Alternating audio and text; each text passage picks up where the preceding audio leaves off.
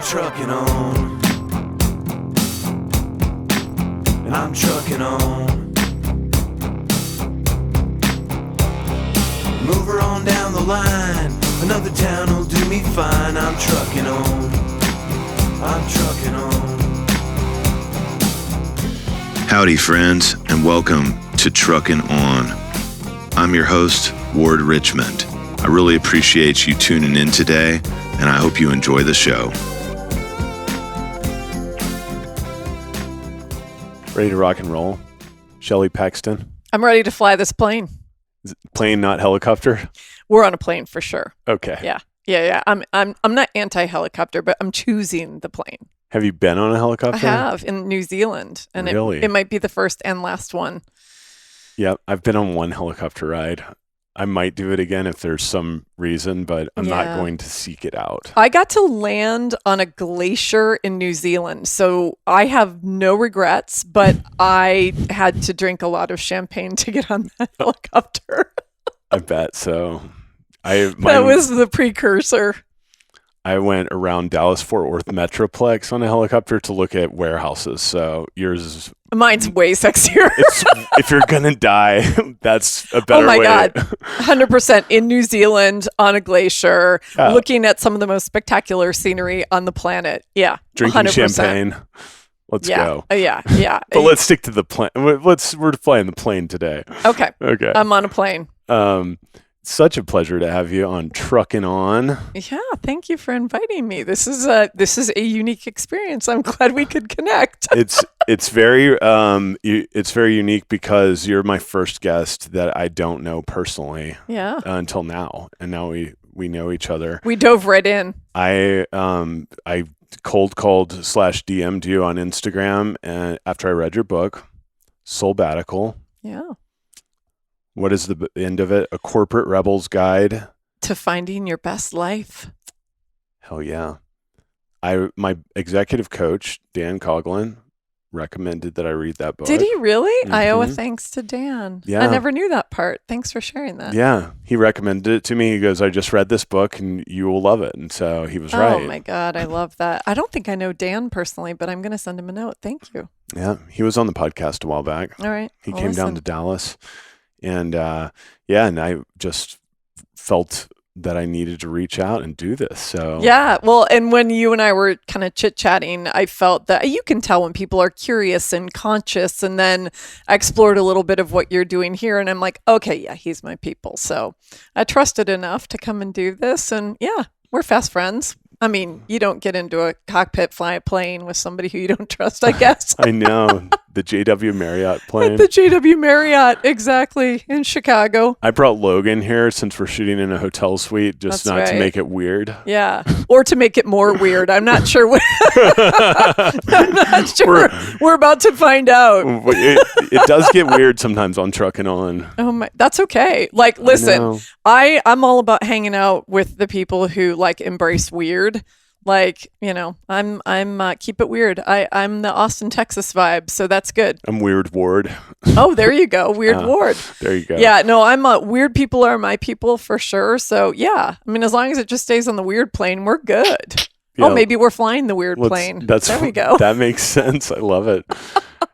Let's get right into this. I love it. I like to start 12 to 22. Okay. In your life and hear what happened and how it shaped you moving forward after those formative years. 12 to 22. Well, some of this will sound familiar to you having read my book. So 12 to 22, I don't know if I had to put a headline. I'm a marketer, so I like kind of pithy headlines. Those were probably like my rebel rising years. If I had to give it a headline, I was from, up to about the age of 14, I was, I feel like I was always kind of looking for my place and my people and all of that, but I really kind of kept it in the fairway, or actually maybe in my case in the swim lane, because I was a competitive swimmer. I was really great at swimming. So up until 14 years old, I think all of my rebel energy went into the pool and into something super constructive. And then around 14, 15, I discovered boys, sex, drugs, and rock and roll. And my life and like my rebel just came out to play. So Did you quit swimming? I did. I quit swimming, and so part of it was that. I mean, I think the real story, the real impetus for quitting swimming was also like when you hit puberty, you really discover if you're going to be a swimmer or not. Like, think about how swimmers are built. Right. I am not built like a swimmer. So it became very clear to me that like I didn't have a future in the Olympics of swimming. And so I just thought, I was really good for a number of years. It served me really well. And so I didn't see a future in swimming. And then I kind of got conveniently distracted by these other things and decided to play full out and just like, so I started, I had a nice little drug habit. What kind of drugs? Hung out. Well, I mean, in those days, it started out with a lot of marijuana, which, is legal here now, but of course in those days was not legal. In Texas, it's still not legal. No, it's not. It is legal where we're sitting here in Chicago right now. But it quickly graduated. I really tested my parents and all of my boundaries, and I very quickly got sent to a boarding school in southern Minnesota. So I grew up in Minneapolis. I got sent to a boarding school, and at that boarding school, instead of, it wasn't a place where you go to clean up. It was sort of where like all the misfit toys were sent. Right. And so I found my fellow misfit toys. And talk about weird. Like, I've owned weird for a very long time now. So me and the misfit toys, we had, at that point, I sort of discovered every drug under the sun. I would say short of like shooting stuff up. Like, I'm not that person. So at this school for like the bad girls, they like and allowed, boys. and boys. So it was co-ed, like troubled children's school, and drugs were allowed. Yeah, it technically wasn't a troubled children's school, but I think it's like it was. My parents weren't like the people with money. They were like well-to-do, middle class, upper middle class parents, like doing well for themselves, having come from nothing. And both my parents kind of just built up. They both came from the same little tiny town in Ohio, and my dad was the first in his family to go to college, and he was like, "I am going to pave my way out of this." Little blue collar town. And he did. He made a name for himself first in the marketing world, and then went on to run some companies that you and I know. I mean, the one probably everybody would know is he was eventually CEO of Haagen-Dazs. Oh, yeah. One of the world's greater ice cream companies. That's a pretty awesome job for your dad to have. Yeah. So we grew up in Minneapolis because my dad was rising through the ranks of Pillsbury. So we all know the Pillsbury Doughboy and the Jolly Green Giant. So my dad's behind a lot of that, and ultimately was president of a couple of divisions of Pillsbury, and ultimately Grand Met bought Haagen-Dazs ice cream and sent him out, and he was chairman and CEO of Haagen-Dazs ice cream. And he's been, he's worked for many, many, many, brands that we know and love. But anyway, that's to circle back to the boarding school that I called. It was Shattuck St. Mary's, but I called it Nuns with Guns because it was like a boys' military school that was merged with a girls' like convent school, and it became this modern day boys and girls school. So I called it Nuns with Guns, and I feel like a lot of us were just sort of sent there by our parents, and then we found each other, and had some fun with sex, drugs, and rock and roll. That's great. I think everybody needs to go through that at some stage of their lives. Sometimes multiple stages. Yeah, and exactly. In my case, that would be true. I almost got sent to military school. Ooh. I got busted drinking in like my freshman and really the summer before my sophomore year, and then the beginning of my sophomore year, 3 times in a row. The 3 times I drank, I got busted. And then my dad, the 3rd time, homecoming dance, blacked out, woke up in the back of a pickup truck in the rain, and my mom's there in like a yellow raincoat at 10 o'clock at night. That's really all I remember until my dad woke me up the next morning. It's like, if I smell alcohol in your breath again, you're going to military school. So I quit drinking for the rest of high school. Yeah, that was And smart. I did not I didn't heed my go. parents' warnings, and then I got dumped at a boarding school. So one of us is the wise one on this. Here's so why, far. though, because I played football, and so he was going to take football away from me, and I was still very into that, Yeah. and that was important to me. So if I was going to go to a military school with no football team. That was all right. That well, was that certain. makes sense. That makes sense. And if that wasn't the threat, it was a good, nice work, Dad. Kind of kept me on track. So Yeah. it worked out.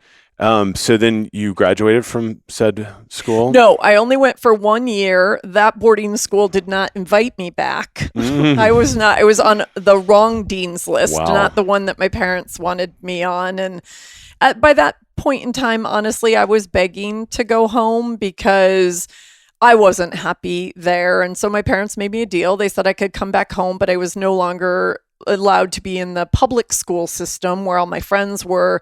I was going to go to a private school. So I went to a private school back in Minneapolis and did my junior and senior year of high school there. Cleaned up my act a little bit. I was always a decent student. It was just that I was really exploring my rebel. I was like, who are my people? Who am I? I want to push all the boundaries. I want to figure out, what lights me up, what makes me feel alive. And I was doing it in not always the most constructive ways. Let's put it that way. Yeah. And I was, I have a joke in my keynote speech, it's sort of like I encourage people to be rebels, but I now see, we'll get to this, but I see everything as rebelling for versus rebelling against. Mm-hmm. Those were my years of rebelling against authority. And my parents raised us very Catholic and wanted us to go to church. And so I was pushing against all of that real hard, not in the best ways. And I dated the guy who, a lot of us choose, one way we act out is to date the person who pisses our parents off, right? Our parents are like, no, just not that person.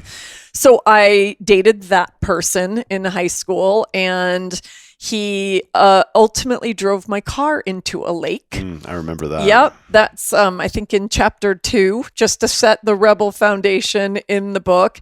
And anyway, so all of that. So I graduated from a private high school in Minneapolis. And then I ultimately made my way out to Boston College.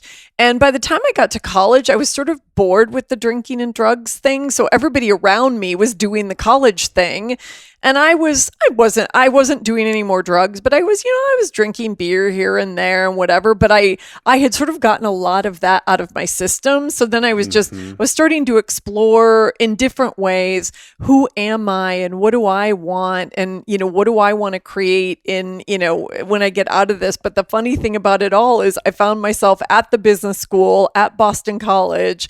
And I very quickly, even though I was this rebel, fell into my dad's footsteps. And without really seeing it all in front of me, I was kind of lured into like the sexy world of advertising. And I started coming to Chicago and doing these really pretty epic internships in the years, in between I guess it was my sophomore and junior, and then in between my junior and senior year. And then ultimately I was offered a job here in Chicago, and that's where I started like a pretty iconic and unbelievable advertising and marketing career. So I very literally followed my father's footsteps and didn't see it all in full focus until I was probably in my 40s. So this is like why we're sitting here. I do commercial real estate still, which was my father. It still is my father's business. I do a different thing, but I was guided through college. Here's an internship at this company I used to work for. Here's somebody I know, and they can get you an internship. So I just did it. And I was playing in a band the whole time also, but I was expected to work like a legit corporate type job when I was home for the summers. So I did real estate all 3 summers, and then I started working for 2 years, and now I'm still doing commercial real estate. interestingly enough, but because I like to rebel against my father quite a bit, but I wound up actually just loving this, and it's a good career for me. But well, and if you're now rebelling for what lights you up, because it lights you up, Boom. then that's the shift. But I don't think I didn't intentionally know that or see that at the time, but I see it so clearly now. My choice to get into advertising and marketing fueled what I wanted. I wanted kind of that slick, sort of sexy. I fell in love with these brands, and I also wanted a career that was going to take me around the world. And that's exactly what it did. So clearly for you, commercial real estate has served you very well, and marketing served me very well. I got to ride motorcycles around the world, for God's sake, right? yeah. So it's hard to argue. Like, we find ways of making these things work. So I have zero regrets. I just, in looking back, it's interesting how easily we follow these scripts that are handed to us, right? Mm-hmm. And so that has become my life's work, to help people see it's not that it's a bad script. It's just that we often don't ask ourselves the question, like, is this my definition of success? Is this the script I want to be living? Is this the script that lights me up? So that's clearly been the bridge to my work that I do now. Yeah. But I didn't know any of this back then. Right. And I did not like any feelings of nepotism. And I don't so that happened in my first job. And then I wound up quitting and played music for 4 years, and then got back into it using my own connections. And then it took me a while, though, before it still felt like I'm doing this because I didn't become a famous rock star, maybe, or like Right, I've got to exactly. go pay the bills, and I don't want to go live in Yeah. a van for the rest of my life.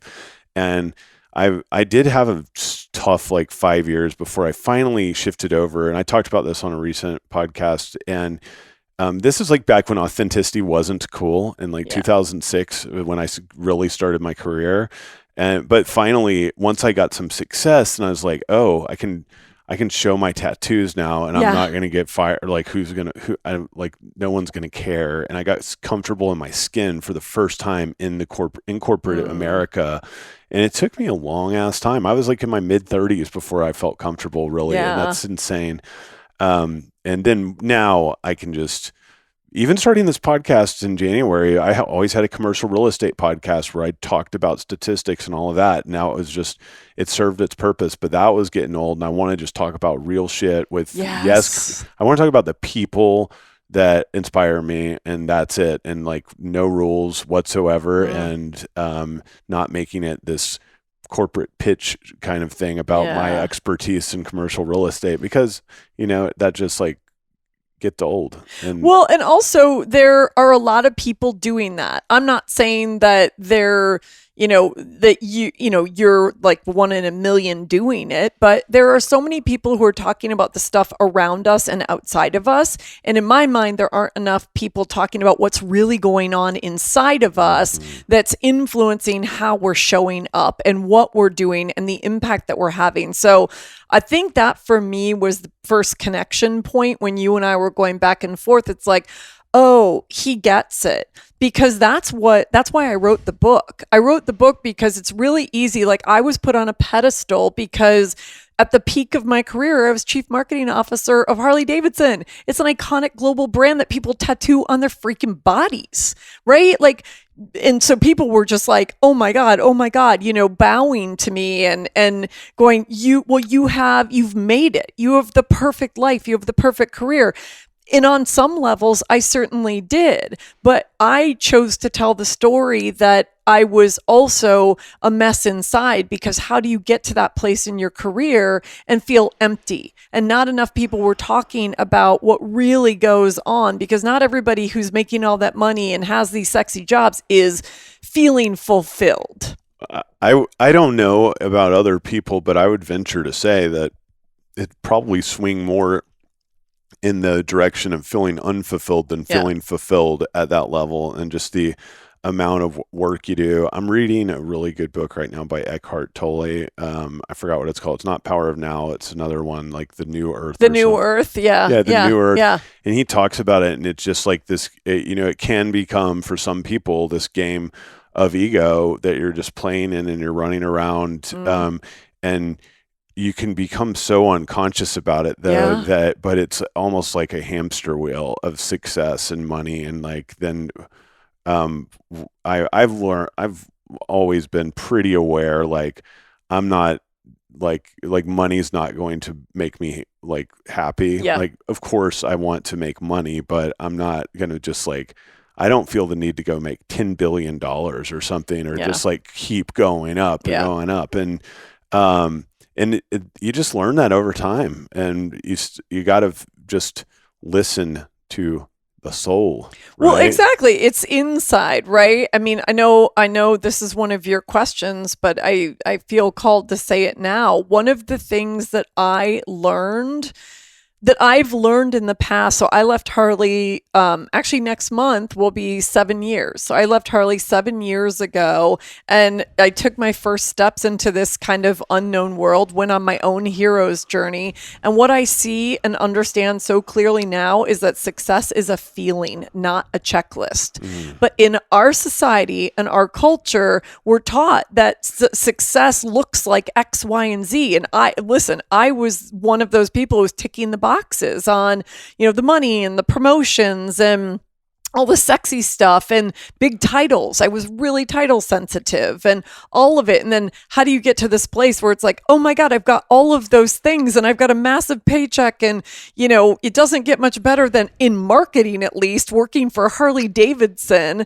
And then you go, but why do I feel like this? I felt like, is this all there is? And then I felt horribly guilty for asking that question. And what nobody talks about, and I believe this is a big part of my mission, is that success is a feeling. Success is inside of you, not outside of you. And you get to define, what is that, right? What lights you up is right. And it's not, well, when I was playing that game for a long time, and that's the hamster wheel. It's like, well, when I get this thing, or when I get to that place, or when I have a C in front of my title, or when I, get my first $1 million check, or whatever it is.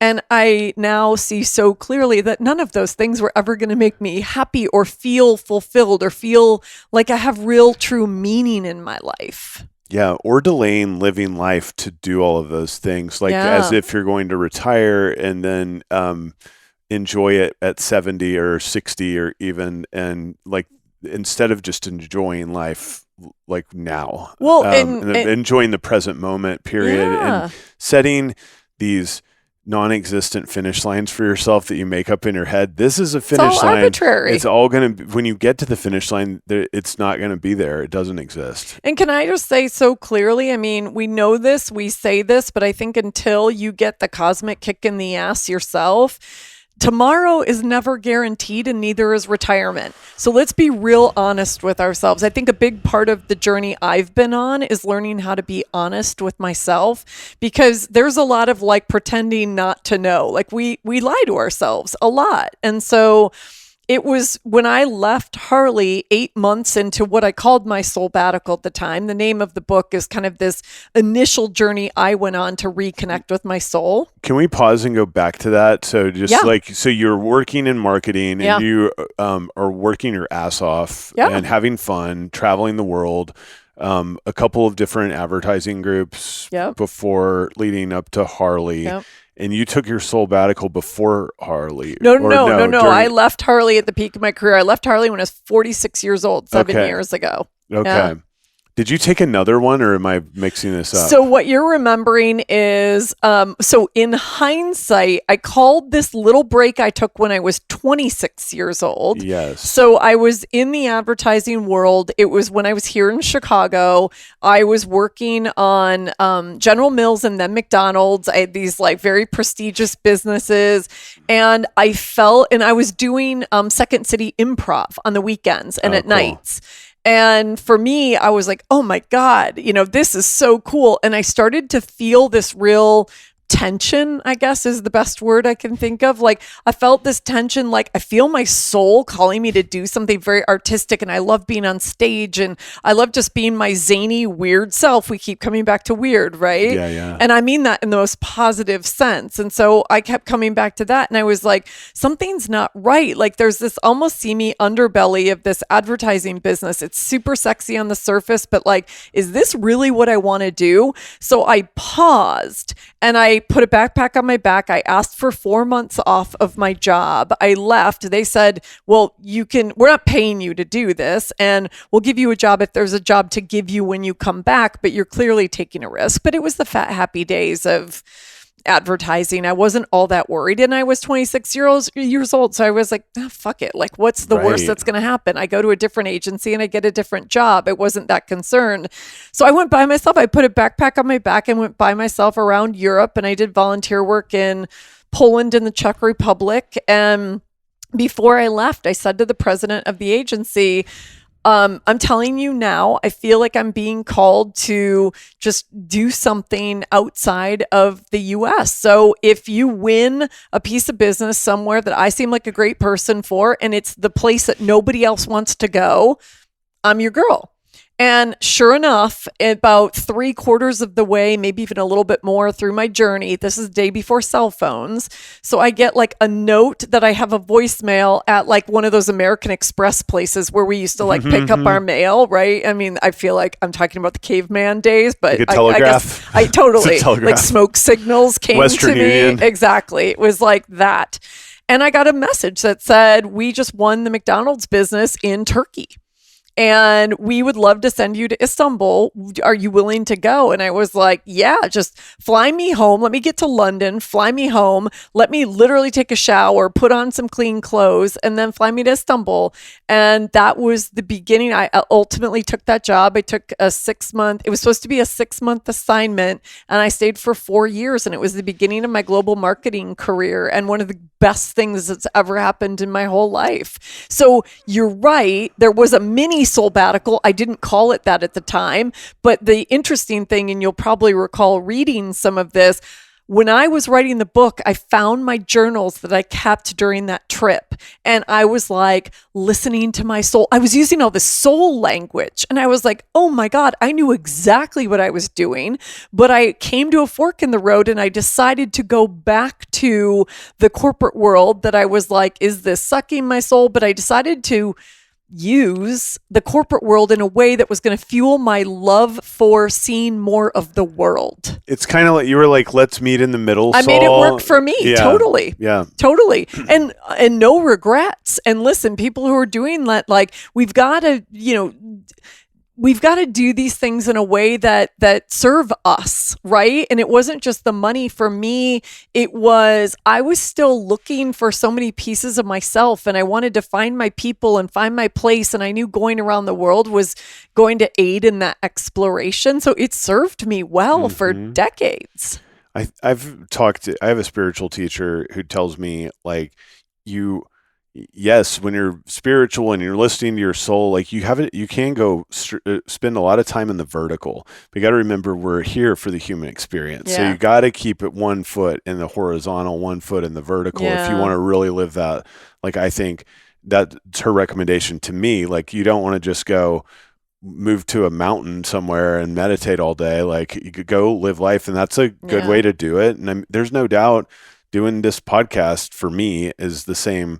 Like, this is really good. My soul calls me to do this, and it allows me I can mix it in with real estate and business. I mean, we're talking business, but we're also talking deep life shit also, which is life and business. That's the thing, is I think those things have been extracted over time. And I'm like, why?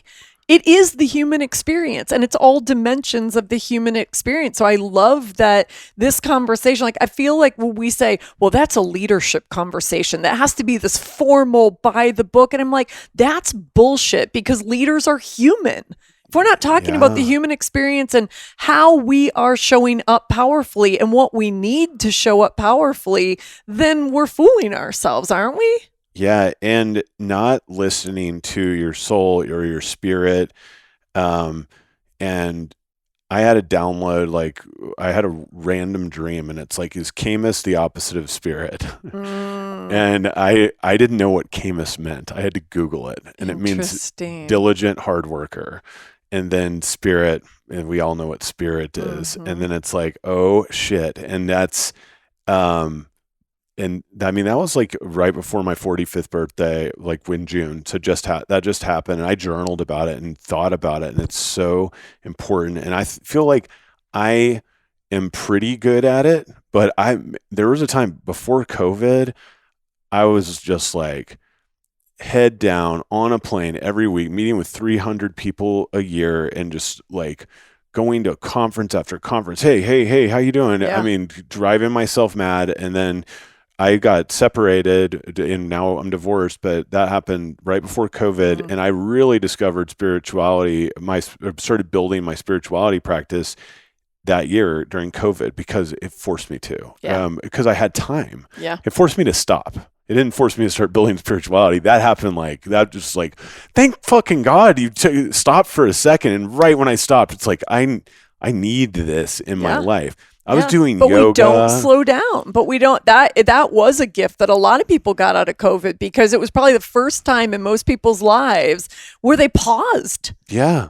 And I was saying I was doing yoga and meditation before all this, but I was still like, there's a difference between checking the boxes of yoga and meditation every day. Now that's making your soul's voice louder, I would say. For me, that's what happened. But then when I was forced to stop, that's when it's like, oh my gosh. And I'm still, I mean, that's 3 years, now. So I'm still just like processing everything as this continues on. So, but it's so important to talk about it. Yeah. And from every person, from interns to the CEO, and especially the CEOs, and especially the interns, like these people, like everybody needs to be thinking about this. And there shouldn't be some guidebook on like balance or something, because at the end of the day, you're going to be working a job and spending time doing that job. So you better be working in a way that is conducive to your spirit.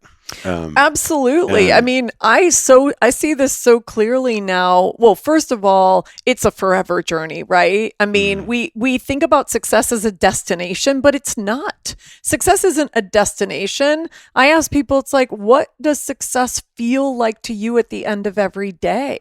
Because if we're constantly saying, it's this place I want to get, it's this place I want to get, like, so we're on this journey, and I think we recalibrate day after day with all the new inputs, but we've got to be checking in the process. And the check-in to me is, am I feeling full? Like, is this filling me up? Because I think the script that so many of us are handed or following, and certainly the script that society says is success, and I'm putting that in quotations, is one that often leaves us feeling empty. It leaves us feeling burned out, hungry, exhausted, empty, mentally, physically, and spiritually unwell. And so big part of my mission is, what does success look like in a way that helps you feel successful and not success empty? Satiety.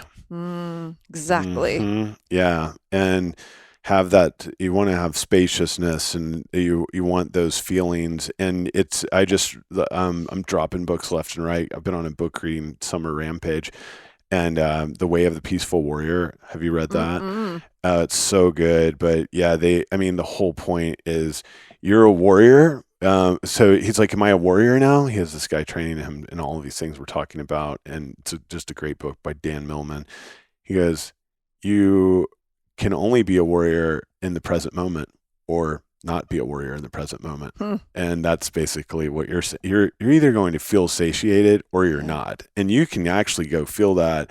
But then all of a sudden, and this happened to me last year, all of a sudden I'm just like doing 2 plane rides a week, and just then burning the candle at both ends, where it's like, I have to go slow this down. Yep. And I really control my own destiny and my own schedule. I don't have someone telling me what to do, and I still get into that pattern when I'm trying not to. So if I can't even imagine, I've been 1099 since I was 23 years old or something. Wow.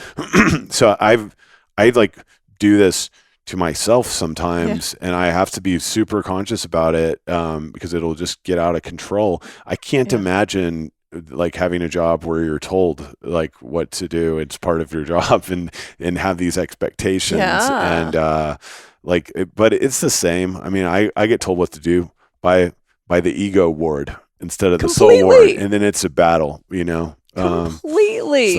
And so often, like when you're in these bigger companies, if anybody, for anybody who's listening to this, who, the cultural tone that's often set in the corporate world is one where you brag about not taking your holiday, right? You brag about working on the weekends. You have to be accessible 24/7. All of that. I mean, it's all bullshit, right? And if that's the tone that's set at the top, it's tough to operate. It's tough to slow down and listen to your soul. And, I was drinking that Kool-Aid for a while.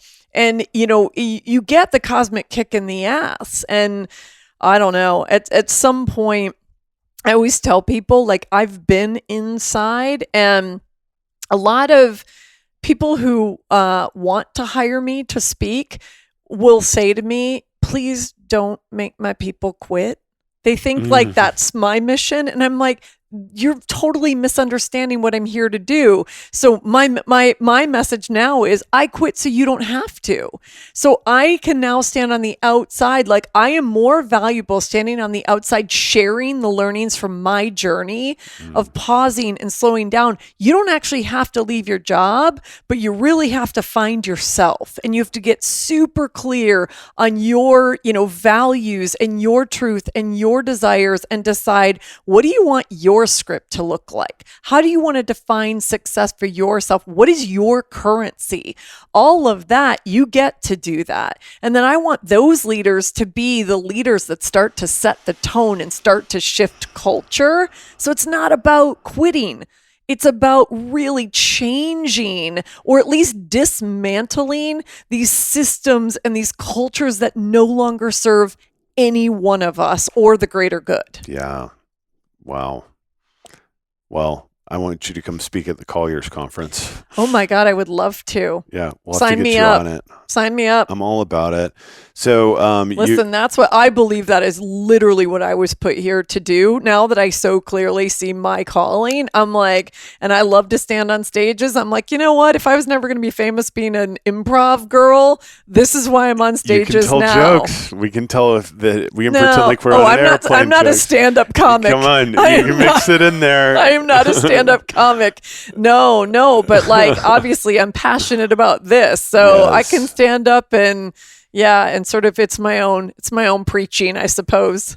So you went on to Harley. You're a chief marketing officer, and then when you took the sabbatical, did you have any clue what you're going to do, or you're just like, zero? Or that. if there were if there's a negative there, I was the negative. I love it that. was very it's just like no. It was terrifying. So when people come to me and say like, I mean, I think that the number one thing I hear is, but I'm afraid. I'm afraid. And I'm like, I get it. And you're going to be afraid. Like, whatever it is, afraid to set boundaries with my boss or in a culture that, is proud of not taking vacation, afraid to step out and do the thing that truly lights your soul up, afraid to take a longer break so maybe you can sort some things out and get real honest with yourself, whatever it is.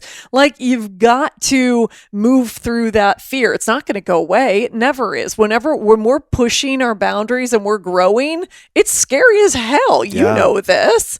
So I was terrified, but it got to the point you said you were talking about your dream. And as you know, my book starts with my nightmare. And that was the thing that woke me up and made me, as I was moving through, I had this nightmare for the entire final year that I was at Harley. So I spent 6.5 total years at Harley. And in my final year there, which for the beginning of that final year, I didn't know it was my final year, but I started having this nightmare that truly woke me up to the fact that my soul was dying and that I was completely disconnected from it, that it was malnourished and longing for attention, and I wasn't listening to it, and it had been that way for quite some time. And so for me, as I started to understand that nightmare and I started to really dig deep on what that meant, and when I say that, like that involved me getting professional help. I got to a point where I wasn't sleeping. I was trying to drink myself to sleep to incapacitate my nightmare. I was trying to then, wake up and like put all the shiny things on so nobody could see that I was a mess. I was a complete mess on the inside because it was this complete disconnect of like, I have this amazing job working for this incredible brand. I get to do all these cool things, and yet I'm not satiated. I'm not fulfilled. And how is that even possible? Nobody talks about this. So talking publicly about this is definitely part of my mission, because I want people to know they're not alone. Because in that moment when I set out, like not knowing what this journey was going to be, not knowing if I'd even make it through, not knowing if 2 months into this journey, I turned around and took a new job because I was terrified and, all of that. But I did. I had to like take a deep breath and I said, it's going to be okay. And if the end of this, I gave myself 12 months and I said, if the end of this 12 months is me turning around and going back into the marketing world or the corporate world in some capacity, that's okay. And I gave myself permission. I said, I don't know where this is going to be, but I also said, I am never going to sort this out and I'm never going to feel okay unless I take some time to really dig into what's going on. And that led to like digging into who am I really? Like when you strip away the title and you strip away all the fancy stuff and you strip away Harley Davidson and these iconic brands that I've served, who is Shelley Paxton? I mean, that was the most terrifying question I had to answer. And that took months. How did you do that? How did you approach answering that question? Oh, well, it goes back to when I was in New Zealand, my one helicopter experience that we were talking about. So it was part of my sabbatical and I'd always longed to go to New Zealand. I had this sense that it was a spirit land for me, and it 100% was and is. And I was in this small cottage and I said I wanted to start writing and I wanted to I traveled with a girlfriend for about 3 weeks and then she left New Zealand and I was like, I am called to stay here and this is where I know I need to do the hard work. And then of course the universe like had this epic monsoon come and I was trapped in this little cottage all by myself with like the Tasmanian Sea, like literally just across the road. And I'm like, I don't know. I'm either fucked or I'm going to have the biggest breakthrough of my life. And that's when I really had to do the hard work of who am I? And I write about this exercise in my book. And I just kept asking myself that question, like, who am I? Who am I? Like, you can't use titles. You can't use accolades. You can't use all the things that had been my crutches and that I had told myself were the things that made me worthy and lovable. I mean, let's be honest. That's why we tell ourselves these stories. And that's why we cling so tightly to these things, because they're the things we believe make us worthy. They're the things we believe make us lovable. And I had to come to grips with the fact that was, those are the stories I've been telling myself. They're illusions. Completely. And so I sat down and I did the work and I found my old journals and it was like, I am a trailblazer. I am beautiful. I am a badass. I am like, and I just kept doing these I am statements until I believed them. Mm-hmm. But this was days and days. And I'm not saying like, and then 5 days later, the sunshine came out and I had figured it all out. Right. But I had started to break through these deeply seated beliefs. And that's the work, right? It's in the repetitions. It's in telling ourselves, it's in unwinding these stories we've told ourselves or that we've been taught or conditioned to believe over the years. So that was the start of me kind of untangling that big ball of twine to really understand that it was all inside of me, as cliche as that might sound. Not at all. So I want to know, you went on the sabbatical and you figured all this stuff out. You wrote your book after that. I want to know, really, do you still deal with this? Is it a day in, day out where you're just like soul versus ego? Like, I feel like it's never going to end, right? It isn't. You become aware of it. It's like, oh, shit, sometimes I'm like, I wish I was just back at the honky tonk bar at 22 years old and not giving a fuck about anything. But I'm very grateful for this path that I'm on, but it sure does cause me to pay attention quite a bit more. And that's what it's like, what is this decision I'm making? And and then trying not to overthink it, because it's like, and trying not to be too much of a perfectionist and do these things that I just keep realizing these things that I can, that I'm doing because it's this fucking ego trying to get another job, new title raise or whatever. Yeah. It's like, why am I doing the thing, or why do I want to do the thing? Is it appealing to my ego because I feel wanted, because being attached with that thing? I think I wrote a LinkedIn post earlier in the year because I was like, what's so funny is, yes, this is the forever, like the soul versus ego, but in all the work that I've done, and I think Father Richard Rohr, I don't know if you've read a lot of Richard Rohr's stuff. No. His stuff is really powerful. You would enjoy it based on everything I know so far.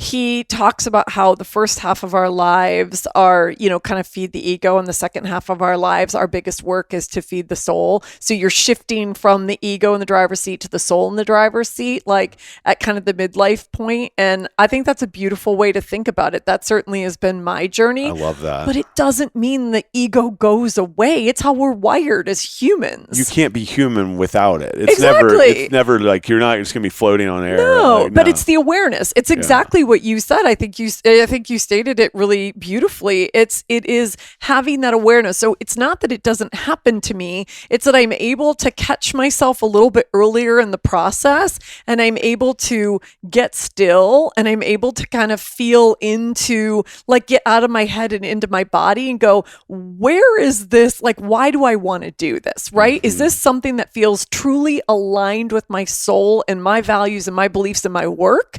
Or is this something where it's like, oh, they called and it's a really sexy name and I'd like to stand on that stage, or maybe it's a lot of money, or whatever it is, right? Then I know the answer. And so I'm trying to be really clear in the way that, and I still, I fall prey to this stuff all the time. Of course I do. But I really try to catch, like, when I'm talking about my speaking business as an example, the intention I'm putting into the universe is I want to stand on, I don't want to just be speaking on a bunch of stages to make a bunch of money. That's not interesting to me.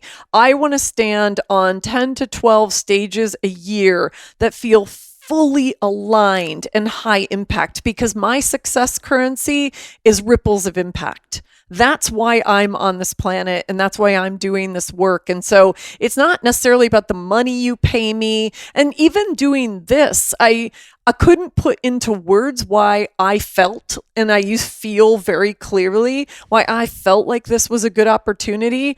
And now I understand, because it's the work you do and the way you approach your work is fully aligned with the work I do in the world. And so I feel into it. And I'm like, that opportunity feels right. And I'm doing the same things when anybody approaches me to work with me or stages to stand on. I want to understand, who's their audience? Where is their audience coming from? What are they trying to accomplish? And then really understand, like, is my work aligned? Am I going to have an impact in that room? If I'm just another keynote speaker and you're like, hey, but it's $30,000.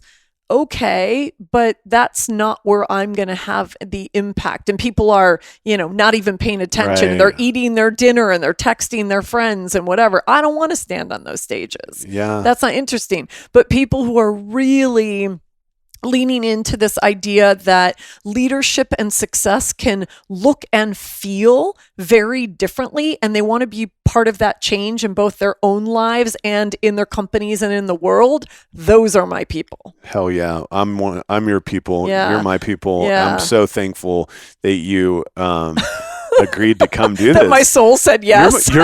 I have to say, I think you're my first straight up cold call, that person I don't know you're definitely the first that have shown up. I don't think I've done it to anyone else yet, but I will, I'm sure. But I'm glad. I hope you do, because this is the way we expand our, it is our soul community. Yes, no doubt about it. And I do believe there is a shift taking place. Like I can feel it. This message needed to be heard by me when I heard it, and Me it needs to be too. heard by a shitload of my friends and people I know, and I know that. And it's a great message, and I know there's a way. And what's going to happen in the future? My prediction is that these CEOs are going to be Zen masters, and they're not going to be fucking like work 100 hours a week. Yeah. That's not going to build success in the future that we're going to. I think I agree. it's going to need to be very conscious leadership, and it's happening already. But Yeah, it I is. think we look 2 decades into the future, and then you look 2 decades back, and you're going to be like, what the difference? It's going to be the Tao. Like, Well, and here's the thing. shadow and light. The people, I'm older than you are, but the generations who are way younger than us, like the millennials and Gen Z and whoever's coming, I don't even know what we call them anymore. Those generations don't want to do success and be success in the way that has been modeled before them. They're like, this is bullshit. This is why we're seeing so many shifts in that's what I think. And as they grow into more senior leadership positions and start running the world, they're demanding that it be done differently. One of the biggest surprises to me when people started reading the book is that I started hearing from millennials. So my book came out 3.5 years ago. And then you don't know what to expect, and you don't know the people who will find your book and whose lives it will impact, and you just hope it happens.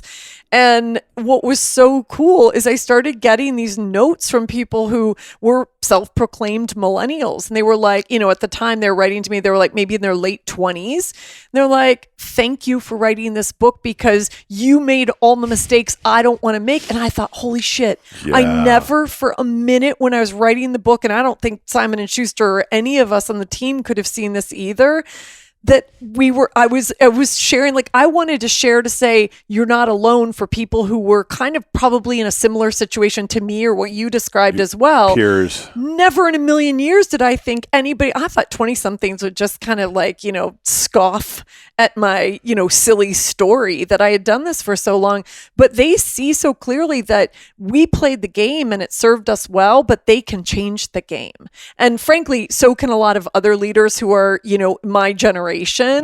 But I love the idea that there more and more, there's this consciousness at so many different generational levels from inside and outside of these companies. The shift is happening. You're right. I 100% agree. Like, I don't know that we can never, when we're called to do this work, we're called to do this work. Or when we wake up to these shifts in our life, we wake up to these shifts in our life. They're happening exactly when they're meant to happen. And I'm so grateful that it happened when I was ready for it. And also when I was kind of at the beginning, I think, of this massive energetic and like consciousness shift in the world and how we think about leadership. I say that all, and I also see like we have a long fucking road ahead of us. Let's be honest, right? However, the more of us who are having these conversations, and this is why I say yes, like if I feel aligned, and I felt aligned having this conversation, I'm like, hell yes to more people like putting out podcasts and putting out these conversations, because these are the ripples of impact. Yeah, and the ripples just continue. They just continue. So I always feel like every one of these conversations I have and you have and any one of us has, like we're just increasing the ripples that are sent out into this world. And so that's what I say. I say that's the new ROI. To me, like I get it. ROI means return on investment. To me now it means ripples of impact. And that's why and how I like show that. Up, right? Yeah. Maybe that'll be the next book. I don't know. So you sabbaticaled, and then you wrote the book, and you started speaking, and you have a podcast that you've done, and you're firing back up in the fall. Yep. And are those all the things, or what else are you up to? Yeah, coaching? So do you do coaching? I do a little bit of coaching. Yeah. Well, it's funny. So in 20 at the end of 2016 into 2017 was kind of my soulbatical period. And when I said earlier, like, tomorrow's never guaranteed and neither is retirement, 8 months into what was my soulbatical at the time, my dad, the one I talked about earlier, who had all these amazing jobs and was the healthiest human I know at 71, dropped of a massive stroke. He's still alive. He's still with us, but he is a different human being, massively brain damaged, not independent. It has shifted his life and our life as a family. And it made me realize like how profound that happened at a time where I could be there for my parents, and how profound that happened while I was on this soul journey. And it was in that moment, that was July of 2017. I just remembered thinking, I don't know where the fuck this is going, and I don't know what it looks like, but I know I'm not going back. I know I'm only going forward. And there's something, people at that time were also starting to ask me about this thing called soulbatical and what is it? And I had christened myself Chief Soul Officer, and I was just making up the shit left, right, and center. I love it. And I was like, and I wasn't I'm a marketer and I'm creative and I love language and I create language. So it was natural to me, but I didn't realize I was creating a thing. And so when that happened to my dad and I was like front row, like to helping my parents for 5 months, I thought, this is it. This is my work. And my dad and I had this really, like, he had a lucid moment where he told me he actually had 2 strokes back to back. And he told me he can't speak he can speak, but he gets caught in these loops and he doesn't always make sense and whatever. And he had this super lucid moment. And he said, he told me the story of when he had the second stroke and that he was like, we thought we lost him. We were back in the ICU and we were living the same fucking movie over again. And we were like, this is nuts. Like, we have now lost him for sure. And then he came back and he survived it all. And he told me that we finally moved them. They live in Naples, Florida. We moved them full time to Naples. And he was holding my hand one day by the pool. And he said in that moment, like he was gone, but then he felt like he was meant to come back and he was meant to live because he had different work to do. And I just started bawling and I was like, holy shit, that is a message to me. I have different work to do. And I couldn't articulate it in that moment the way I do now, but I'm so clear this is the work that I had to do.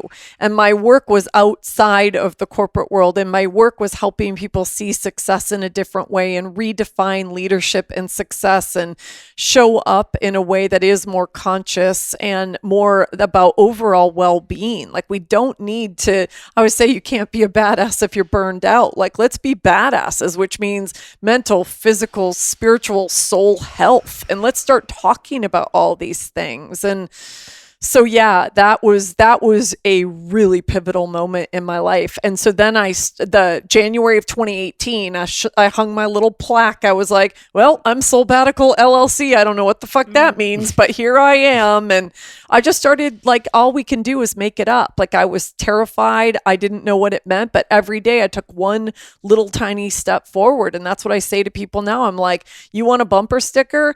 A badass accomplishment is a series of tiny steps. That's what it is. Just take the tiny step. That's right. It is nothing more than that. None of us are overnight successes. We just show up every day and we move a little bit forward. And that's all I've done. So everything that is, looks like this really polished machine and brand and whatever, it's just because I was creating it along the way and feeling into what felt true for me. It's like there's a difference between knowing the path and walking the path. Yeah. And you're walking the path. Yeah. Clearly. Yeah. So what advice would you give to your younger self? I said it earlier, but it really is. Success is a feeling, not a checklist. And I wish I would have known that. Such a good quote. Did you is that your quote? I made it up. I love it. It's in my keynote. That's badass. That is. It's so true though, isn't it? Like, when I realized that I was be like, my new favorite quote for when I ask myself this question. Yeah. Maybe that'll get me on the Collier stage. There you go. There you go. I really think that it would be good. The commercial real estate could benefit a lot from you in general, because we are all entrepreneurs. So we're like creating our own Totally. fucking, like schedules, and that can be tricky when, like, I've never Very. ran a company and created schedules for people before. I've just fucking been winging it since I was 25 years old, basically. Exactly. So who knows? I didn't even have like some boss telling me what to do, like I don't. Yeah, but I you're don't right. know. You There's a lot said of- it. You had the ego boss. Yeah, it was the Totally. ego ward. He can be an asshole. He can probably be a dick. I know. He's Shelley funny, can be a he's dick clever, too. Yeah. clever, not in Yeah. Yeah. So I'm not gonna talk too much shit about him, but come on, ego ward. You need to take a break, bro. So let's see. What about the we may have discussed this also, but just to make sure I don't leave it out, the greatest obstacle you had to overcome.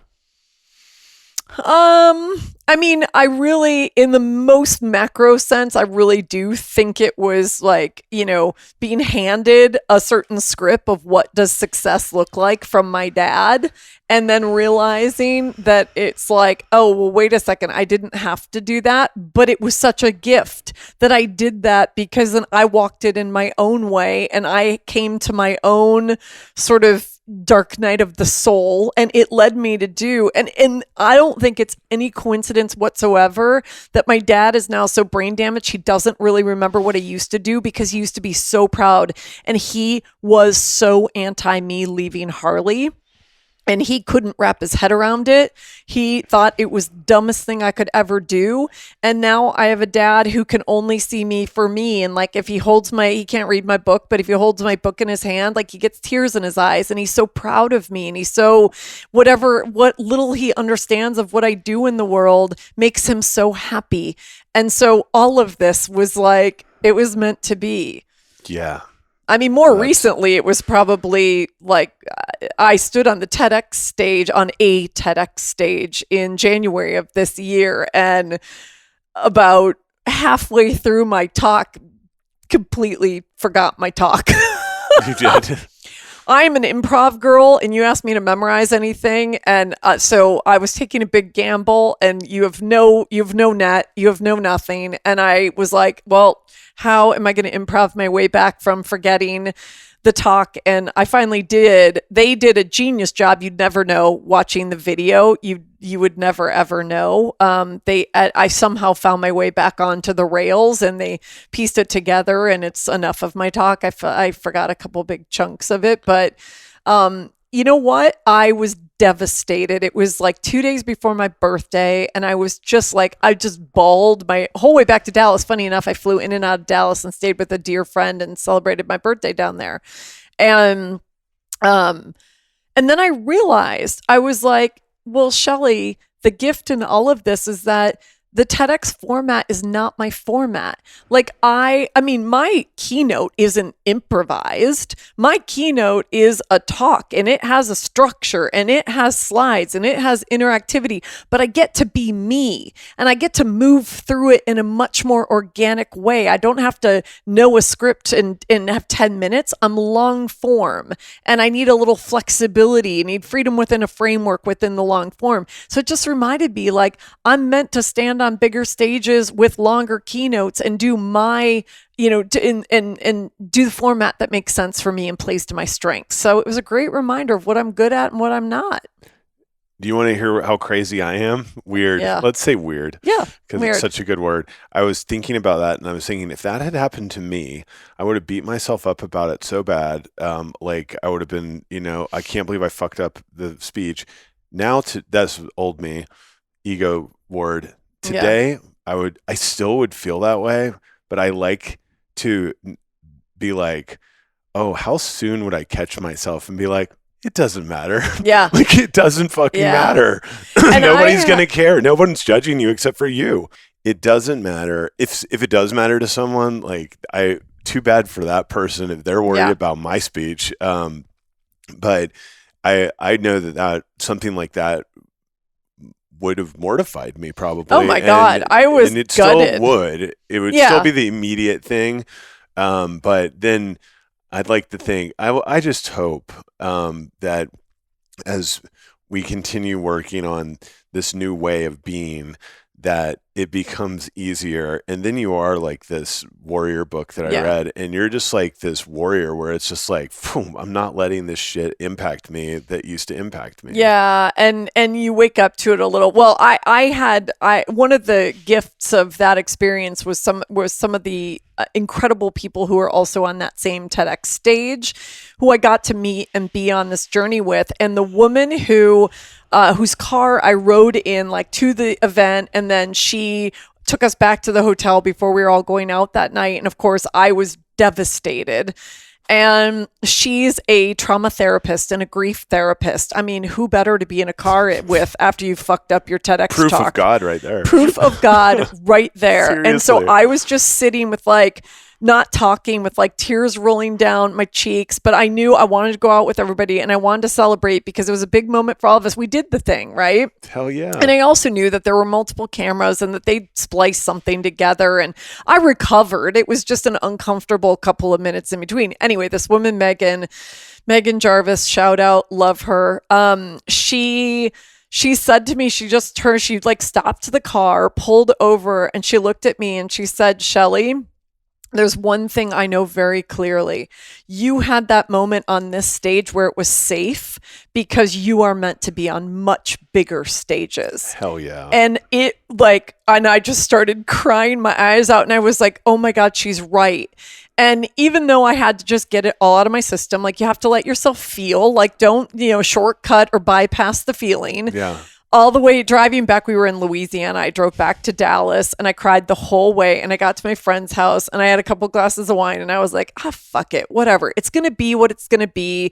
And I just kept remembering what Megan said. And I've thanked her a million times because shortly after that, I got a phone call and somebody said, I just put your name in the hat to be the opening keynote at this conference in June for 1,000 female leaders. And sure enough, 6 weeks ago, I was their opening keynote speaker. So there you go. Boom. I love it. There you go. Yep. Okay. I'm going to go through my rapid fire round now. Yes. What's your morning ritual? Slow and intentional mornings. So yeah, I try to keep external influences, whatever that looks like, from my phone or the news or whatever, out so that I can wake up slowly. I like to do some form of movement in the morning. Like if I can take my morning walk, if I can sit quietly, I do meditate. Slow and intentional. And that varies. I'm an Enneagram 7, if that means anything to you. So I need variety in my life. Okay. So it's not always the exact same routine, but slow and intentional is the guidance. And so that might look a little bit differently, but that looks like me deciding how I want to set the tone for the day, not the world deciding the tone for me. That's why I have the question. I think it's so important. It's interesting to hear about different people's, but slow and intentional, that is good. I've just been working on slowing down too. I used to be like fast walker, do this. Me too. I noticed like when I emailed you that we might be running late, I didn't get an immediate email back. And I was like, of course she didn't. Is not like one of these people that it's like, June. But I bet like before. I was also in a meeting. So I had a meeting. So I didn't see your thing until after. But I'm also trying not to. Listen, I'm as susceptible to my phone and all the bullshit as everybody else is. But I do try to be, the thing I am is very present. So I had an hour and a half meeting downtown. And when I'm there, my phone is off. I am in, or not off, but it's on do not disturb. I am fully present. It makes me bonkers when I'm meeting with people and they're constantly like, oh, my phone's buzzing. Oh, let me check this. Oh, let me do that. So no, I was fully present. And I checked it. And then as soon as I checked it, your new message came in. You're like, I'm on time, all good. And I was like, we're good. I'm being like, hey, we're running late. And then we're not running late. And I'm like, we're not running late. So I'm doing the exact opposite. Yeah. That's so funny. I know. And I knew I was doing it too. It's like, you fucker. What's your favorite hotel? You know what? The favorites questions are hard for me because I can't. And so here's what I'll Or say. a great hotel Yeah. that comes to mind. Yeah. So the one that comes to mind when I first read that question is because it holds a special place in my heart. So I don't know if you've ever been to 10,000 Waves in Santa Fe, New Mexico. No. So it's like a Japanese spa, and it's modeled. It's not fancy, but they're like adobe huts, and it's modeled off of the Japanese, like just minimalist Japanese spas, and Yeah. it's gorgeous. It's all out in nature, but it's also where I started writing my book. That's amazing. I just went to Santa Fe. I've driven through there before, but Yeah. I went there last year for the first time, and that's just Yeah. a magic place. Yeah, I teach at the Good Modern energy. Elder Academy, and it's in Baja. Their first campus is in Baja, Mexico. So you fly into Cabo and go about an hour up the coast, this little tiny town called El Pescadero, which is kind of booming now. I guess it's not a tiny town anymore. But they are opening their second campus in Santa Fe, New Mexico Really? in, I think it's March of 2024. So my dream is that I'll teach once in Baja and once in Santa Fe every year, starting in 2025, hopefully. So I'm putting that out in the universe. But I teach every year, every February or March in Baja.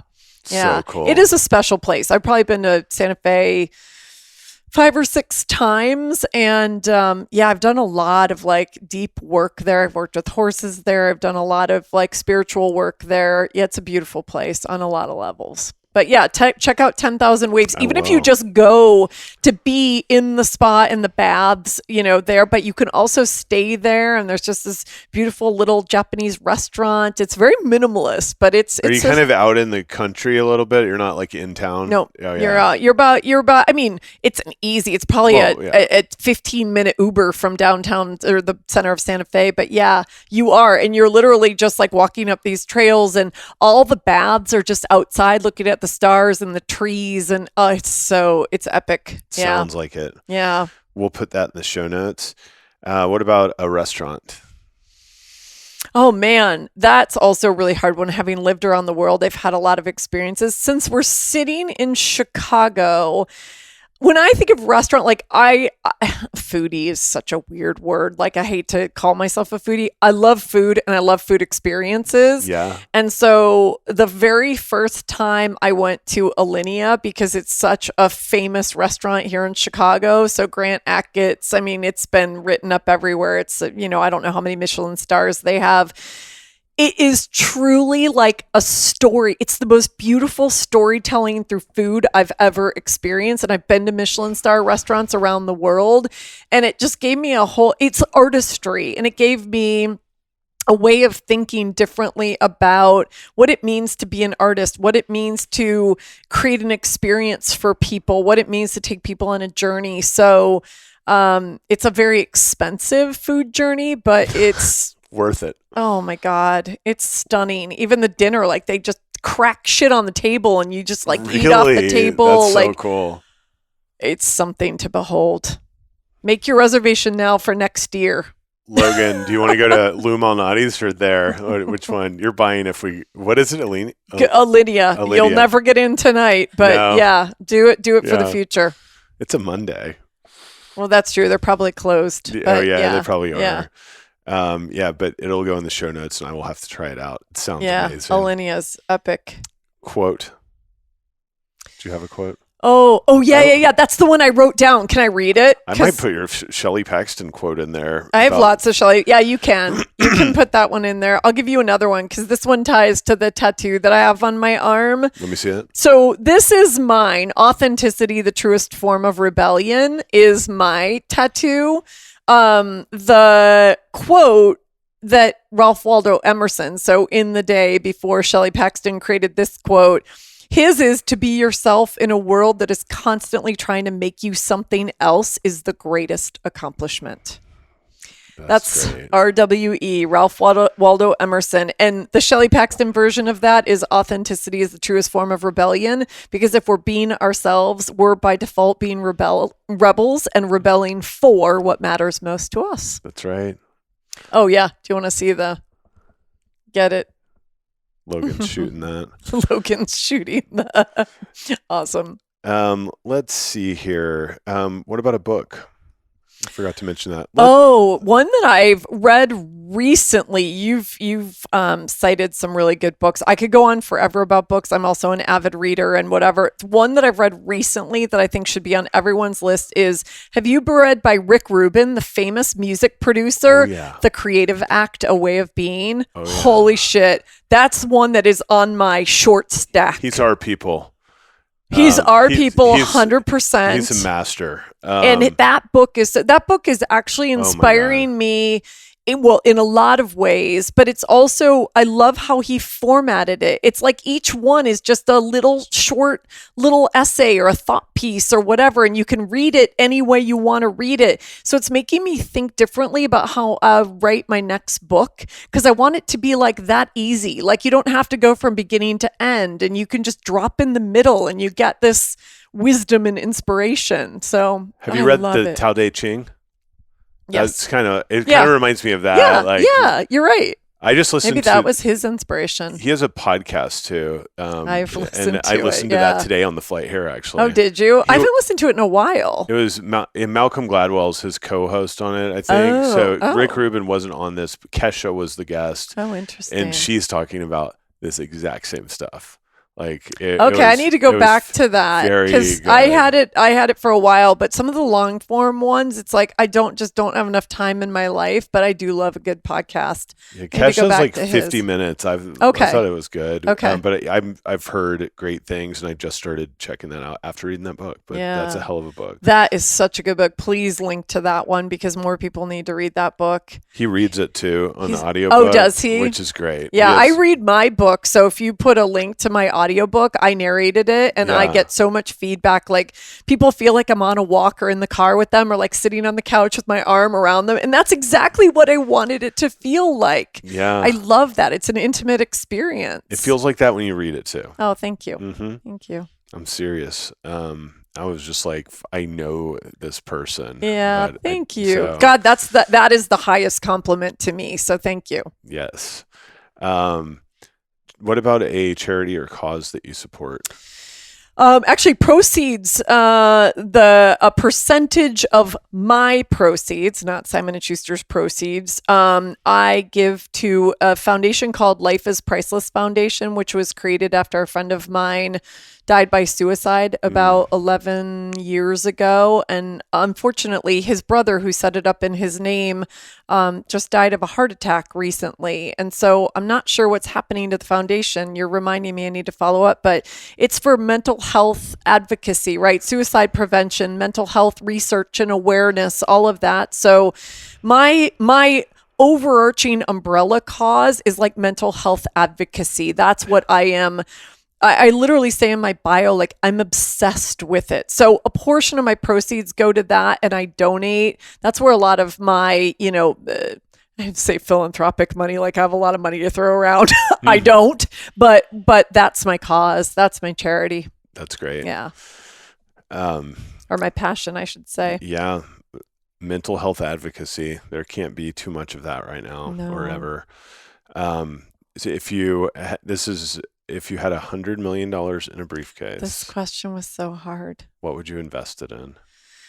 You know what? I thought about this. It's funny. I have a group of women who I meet with every month, and we call ourselves the Power Posse. And we're there to support each other and like shoot the shit. And I sent this question to them because I said, this is the most brilliant, because usually, rapid fire questions are kind of like a dime a dozen. And I was like, these are some thoughtful questions. And this one, I was like, it just made me pause.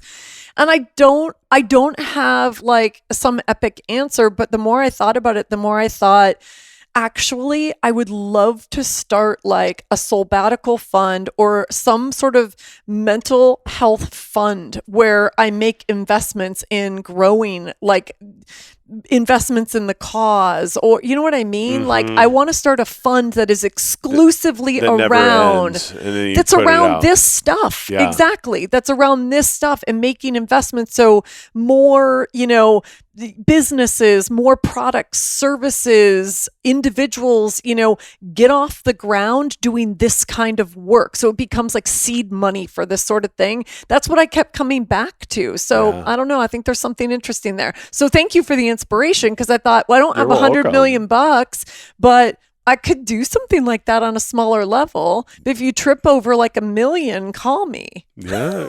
Hey, let's go. Yeah. That's a great answer. I love it. I'm all about it. And then what's on your vision board? We talked about Santa Fe, teaching there, but anything else? Are you talking vision board for this year or the future? Or? I wrote it in January, so now we're like in August. So yeah, I guess. Yeah. Have you hit vision board for this year or bucket list? We could also use that. Well, so the reason why I was asking is at the center of my vision board for this year was me healthy, because I was really sick at the end of last year. And so me, like vibrant, healthy me, and I'm there and I feel amazing. But I was in the hospital in October. Whatever, it's not even worth going into, but suffice it to say I wasn't well. And I had only half the blood in my body that I was supposed to have. And now I'm back. And 2 weeks ago, I got my first normal blood work in 10 months. And I'm Amazing. like, fuck yes. So check vision board. So now the other things that were on my vision board that will carry over into 2024 are things like me speaking on stage at South by Southwest. That would be cool. Right? Me speaking on these bigger stages. That's what's next. So I'm envisioning like Wisdom 2.0. That's another one that's on my vision board. So some of that stuff, I'm a little behind where I wanted to be in 2023, but I've got my health and that's all that matters. 100%. So I'm shifting more of that into 2024. And hell yes to being teaching in Baja and Santa Fe. That's on the vision board happening. too. So that's happening. happening. All of it's happening. It's all happening. It's not if, it's when. It's That's all right. happening. And if our guests want to find you, ShellyPaxton.com. ShellyPaxton.com. Shelley with an EY. Paxton is Paxton. I know you'll put that in your show notes. You can also connect with me on LinkedIn. Shelley Paxton on LinkedIn. Go to my website, sign up for, my newsletter. I don't spam people. I literally write my newsletter is soul fuel. I write it from the soul. I like to share like what I'm going through, what's lighting me up. What are some things that might be of interest to others who are on this journey with me? And you get behind the scenes. I'm about to start writing book number 2 early next year. So everybody in my community, you'll come on the journey with me and you get behind the scenes. You get to hear stuff before anybody else does. And Instagram, I've been a little quiet on Instagram lately, but I'm at Soulbatical with 2 B's on Instagram. So you can follow me there too. I'm slowly but surely getting back to it. My health needed to that was my only focus. And now I'm kind of like getting back to all the things. So yeah. And Rebel Souls podcast is coming back this fall. So if you're looking for something besides Truckin' On and Rick Rubin's podcast, come join me. That's all you need. Those 3 is my No opinion. shit. There you go. I love it. Well, that's good company. I'm honored to be in that company. So it's good.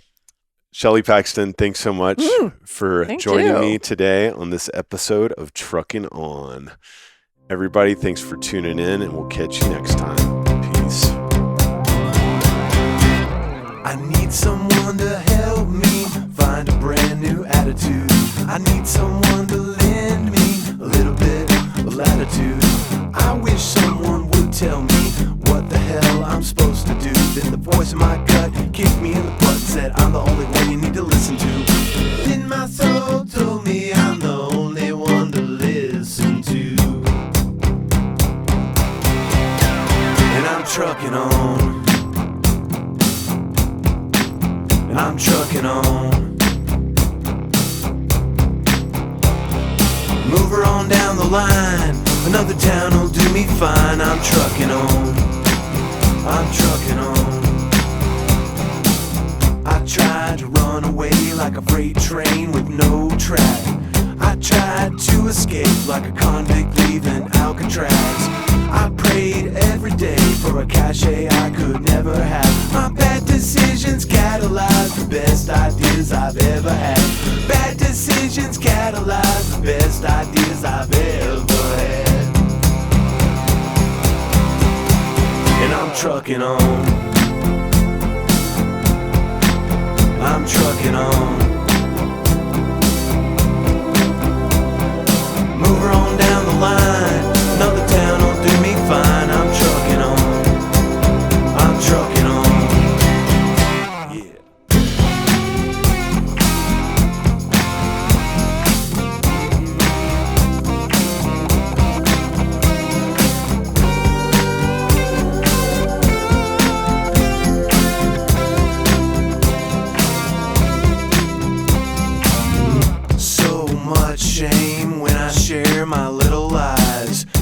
no one left to blame until I stare into these eyes.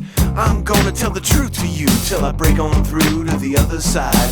Living like I'm gonna die is the only time I feel alive. Living like I'm gonna die is the only time I feel alive. And I'm trucking on. I'm trucking on.